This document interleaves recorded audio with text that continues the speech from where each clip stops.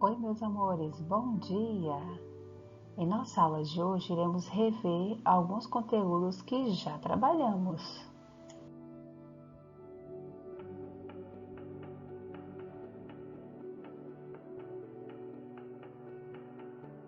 Fala aí galera, a gente está começando mais um dia, por isso fica comigo nessa meditação.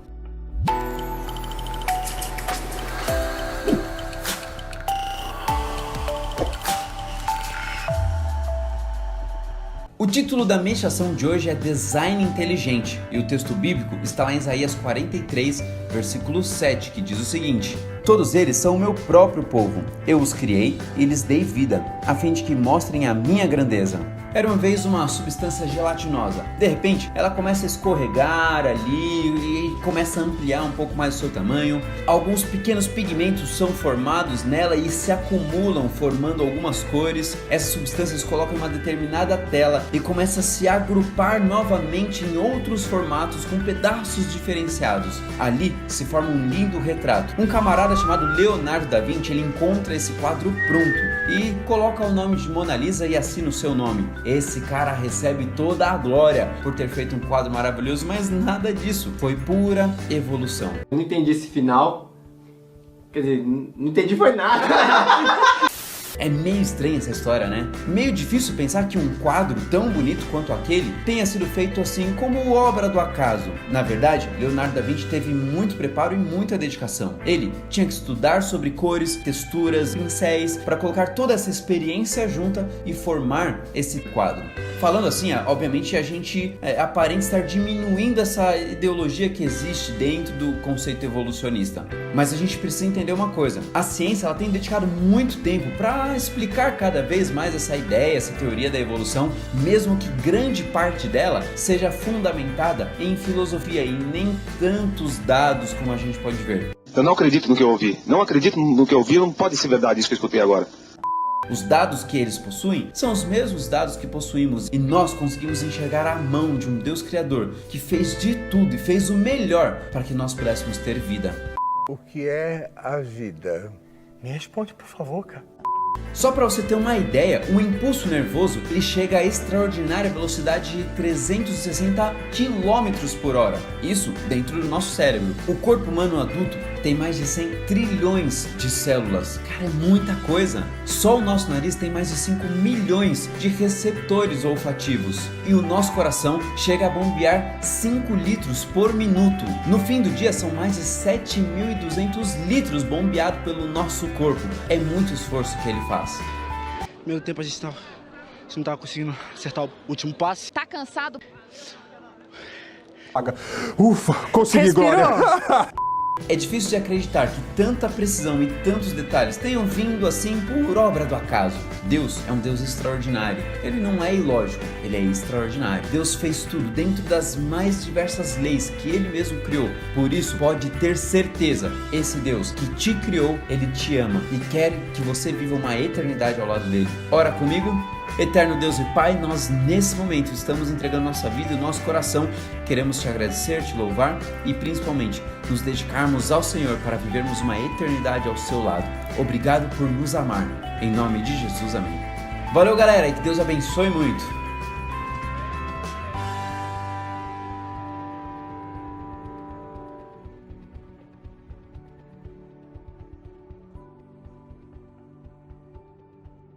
Poemas.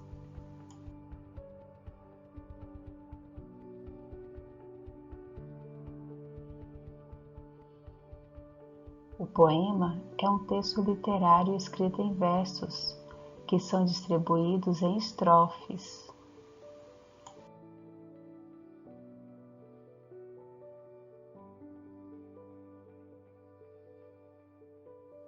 Podemos ressaltar as características do poema, que são extremamente importantes. Nós temos o verso e a estrofe, que são elementos do texto poético. Cada linha de um poema representa um verso, já a estrofe é o conjunto de versos.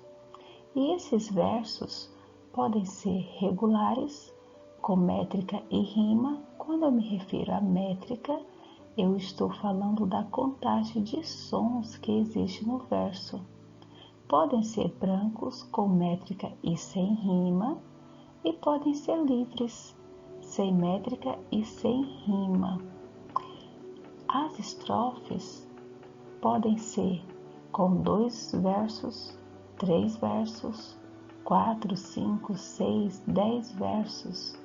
E para cada quantidade de versos de cada poema, nós temos o seu nome. O poema com 2 versos, dístico.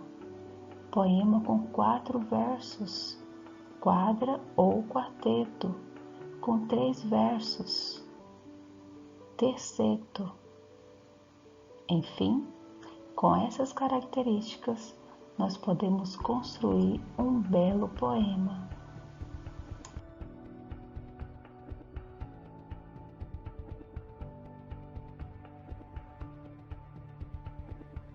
Ao produzir o seu poema, você pode ficar atento a alguns recursos que podem ser usados na hora da sua produção. Por exemplo, ficar atentos às rimas, sinais de pontuação. Lembra que os sinais de pontuação nos traz mais significado, emoção, sentido para o nosso poema. Algumas palavras repetidas também fazem parte de um poema, dando mais ênfase ao que você deseja transmitir. Descrição de imagens do ambiente, o que está acontecendo, do local, e os adjetivos. Lembrando que os adjetivos são palavras que atribuem características aos substantivos, ou seja, ele indica a qualidade, o estado. Pode estar no gênero feminino, masculino, pode estar no singular ou no plural. O importante é que estes recursos estejam presentes no seu poema. Tia, você já decidiu o que vai dar de presente de aniversário para sua mãe? Já, acho que vou dar um livro. Eu pedi ajuda para minha avó, mas ela não entende o que é que eu quero. Se eu não der mais dados para ela sobre os gostos da minha mãe, ela não vai poder me ajudar. Você tem razão. Você se lembra que na escola estivemos falando do uso dos adjetivos?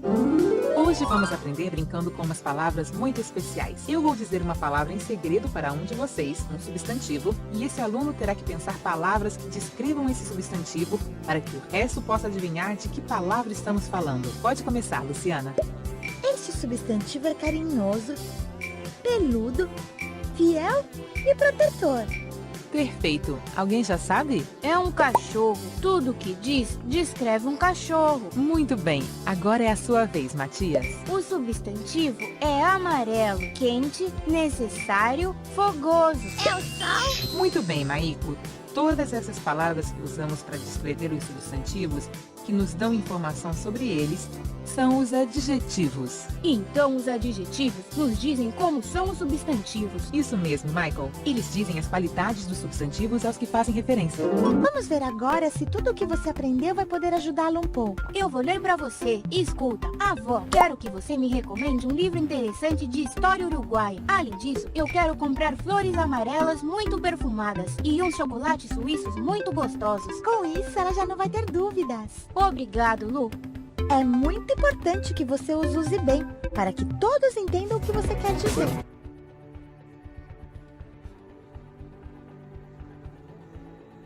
Vocês já sabem o que é um poema, com certeza já leram, tão belos são. Poema é um texto organizado em versos, tem título, estrofe, rima ou não. Simples assim, é simples assim, é simples assim. Será que alguém um dia fará um pra mim? Verso é cada linha do poema, estrofe é um conjunto de linhas agrupadas, o título vem sempre acima. E um poema pode ser sobre qualquer parada. É simples assim. É simples assim. É simples assim. Será que alguém um dia fará um pra mim? E num poema, os temas mais comuns: amor, heroísmo e natureza. Mas independente do tema do poema, cada um tem a sua beleza. Não vou esperar, não vou esperar, não vou esperar. Um poema vou fazer pra alguém ir declamar.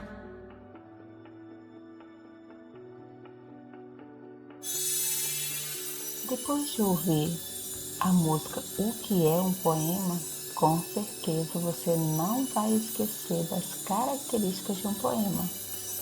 Lembrando que essas características estão presentes nos poemas que já trabalhamos, como por exemplo, Pular Corda, de Rosiana, O Menino Azul, de Cecília Meirelles, A Porta, de Vinícius de Moraes e O Direito das Crianças, de Ruth Rocha.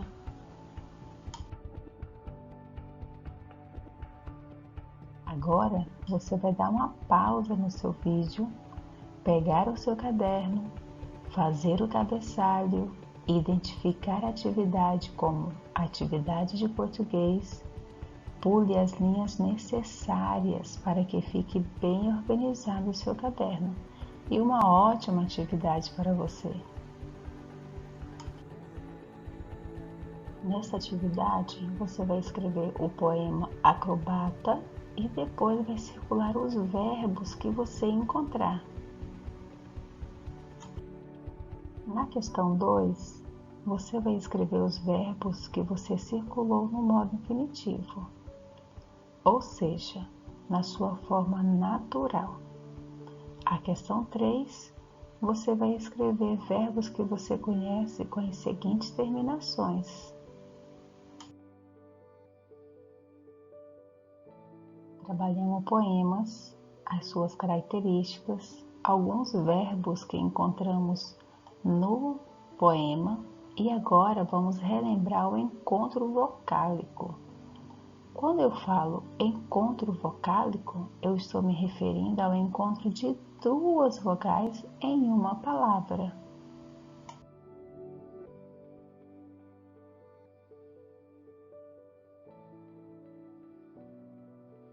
Veja alguns exemplos. Nós temos aqui a palavra mãe, coração. Essas duas palavras nós temos o encontro vocálico no final da palavra. Herói também no final da palavra. Loiro logo no início. Paraguai, 3 vogais juntas. Ciúme, o I e o U juntos. E poético, o O e o E juntos. Então, essas palavras nós podemos visualizar o encontro vocálico. Já sabemos que conforme a quantidade de vogais juntas em uma palavra, nós podemos classificar essa palavra em ditongo, hiato e tritongo. As palavras ditongos são o encontro de duas vogais pronunciadas na mesma sílaba. Quando eu vou separar as sílabas dessas palavras, eu observo que a vogal permaneceu juntas, como o exemplo da palavra água, espécie, muito, pelotão e paz. Veja que as vogais permanecem juntas e são duas vogais. Já nas palavras classificadas como hiato, nós encontramos as duas vogais juntas, mas ao pronunciá-las, ao separar as sílabas, elas ficam separadas. Veja só nas palavras coeso, triunfo, poeta e país. Quando lemos a palavra por completo, as vogais são juntas, mas quando eu separo em sílabas, as vogais se separam. Então, essas palavras estão classificadas como hiato.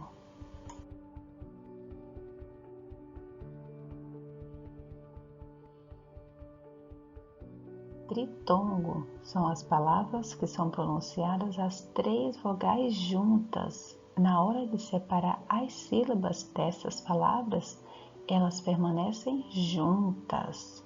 Veja só o exemplo de 3 palavrinhas tritongo. Eu observo na escrita que tem 3 vogais juntas e ao separar as sílabas, elas permanecem juntas. Me acompanhe na leitura deste poema e observe os encontros vocálicos de algumas palavras. Esperteza. O camaleão não é nenhuma mistura de camelo com leão. É um lagarto esperto que muda de cor quando o inimigo está perto. Enganado, o inimigo vai-se embora e o camaleão se livra do perigo. Por isso é que eu digo, não é bicho mais esperto que camelo, leão ou camaleão?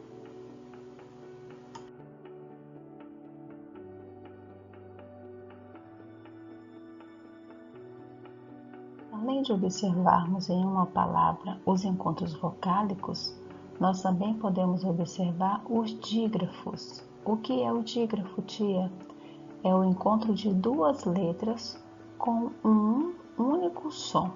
Isso mesmo. Por exemplo, chapéu, piscina, carroça, descer, pássaro, mosquito, exceção, galinha, tampa, ponta, índia, comprido e renda. São exemplos de palavras que eu encontro o dígrafo, ou seja, não precisa ser 2 vogais, podem ser 2 consoantes, como também uma consoante e uma vogal, desde que essas 2 letras tenham o mesmo som quando eu pronuncio essa palavra. É hora de colocar em prática. Pegue o seu caderno, pule uma linha da última atividade que você fez e você vai identificar como encontro vocálico. Pule outra linha e comece a questão.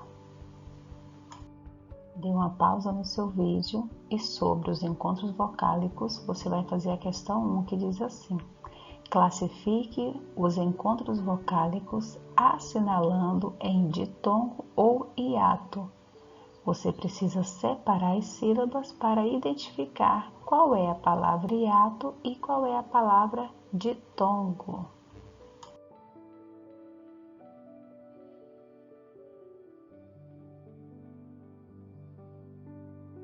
Agora, você vai classificar as palavras correspondentes conforme o encontro vocálico. Você vai colocar 1 para a palavra ditongo, 2 para tritongo e 3 para hiato. Copie com muito capricho e deixe seu caderno bem organizado. Agora vamos relembrar o que é verbo.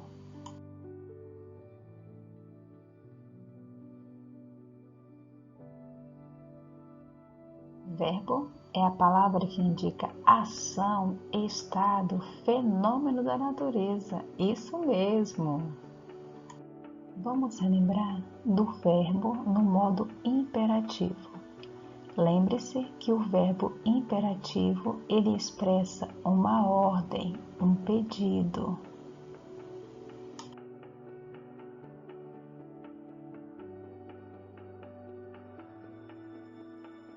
Para analisarmos o verbo no imperativo, vamos imaginar a seguinte situação.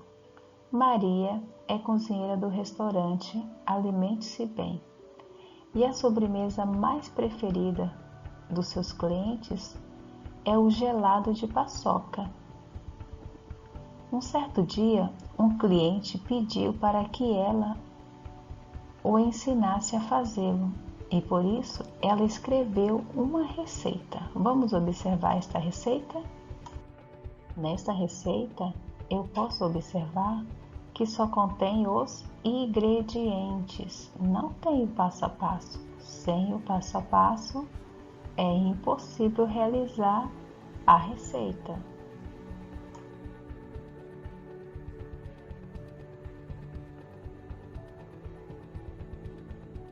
Agora sim, é possível realizar a receita. Eu já sei os ingredientes que serão necessários e agora eu tenho o passo a passo, a ação que precisa ser realizada durante a receita, o que vem primeiro, segundo, terceiro, até o final da receita, o último passo. As ações executadas durante o preparo de uma receita devem aparecer em forma de ordem, em sequência, primeiro, segundo, terceiro, até o final. E essas ações são chamadas de verbo, e as ordens fazem parte do modo imperativo do verbo. Se numerarmos as ações que estão presentes no modo de preparo, nós iremos observar a sua sequência, o que vem primeiro, segundo, terceiro, até o 9º passo.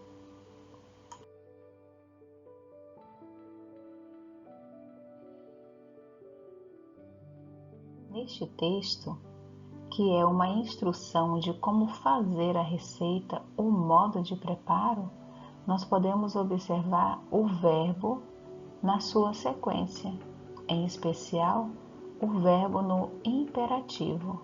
Primeiro, misturar. Segundo, lavar, reservar, cortar. Quinto, deixar. Sexto, colocar, distribuir, decorar e servir.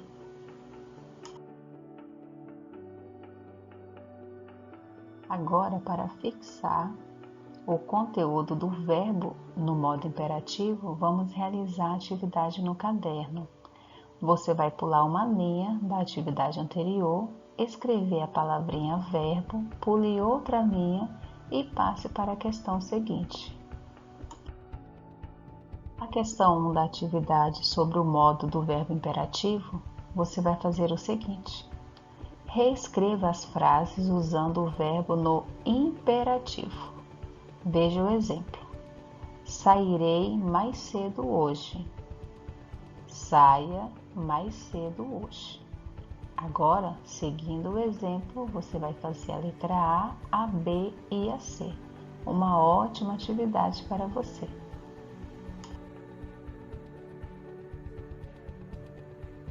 Depois dessa recapitulação de conteúdos que já estudamos nas aulas anteriores, eu quero te desejar bons estudos, um beijo no seu coração e até a próxima aula.